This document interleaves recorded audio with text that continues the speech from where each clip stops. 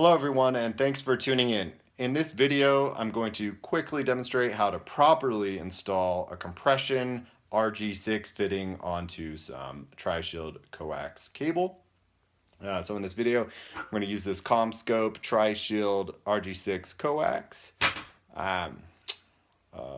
professional grade coax stripper, as well as some diagonal cutters here, and compression tool, as well as your compression fitting. So, to begin with, you'll want to take your coaxial stripper and place it directly onto the end of the cable. You can use your finger sort of as a stopping point, but you want it to stop right at the end there. After it's on, you're just gonna let the spring action kick in, and you're going to start turning. You can hear as the stripper is turning the threads of the shielding slowly getting chopped off, and once they're done, you can generally just pull off the outside jacket. A lot of times what you'll find there is that inside foil is still on there, so you're going to want to take that off.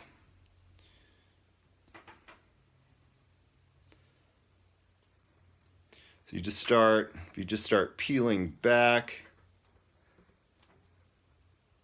the foil there, as well as the braiding.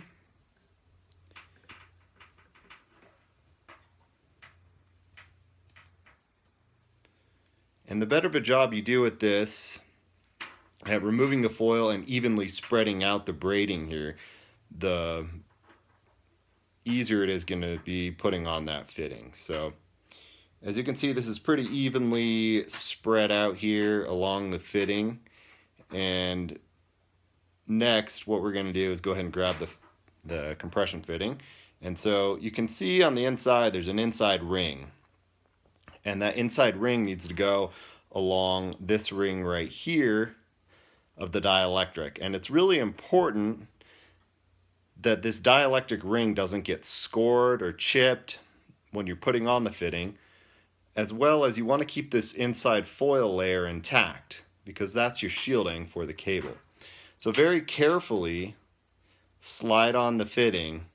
It should smoothly fit on without a lot of force, and you'll just feel it slide into place.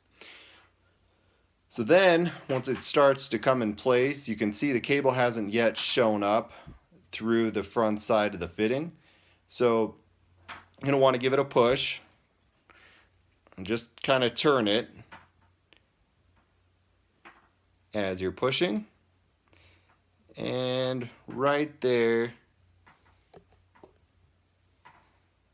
you can see that that white dielectric there is flush with the metal ring on the outside. That's the way it's supposed to be done. That's where the dielectric needs to be flush with in order to have, a good solid connection. And once it's there and everything looks good, and grab the compression tool here.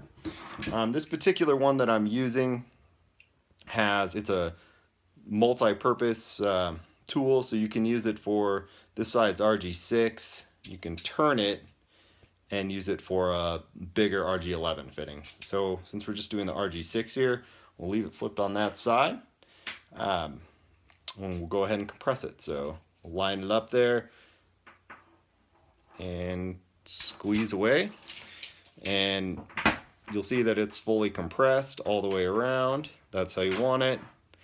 Give it a tug, it's not going anywhere.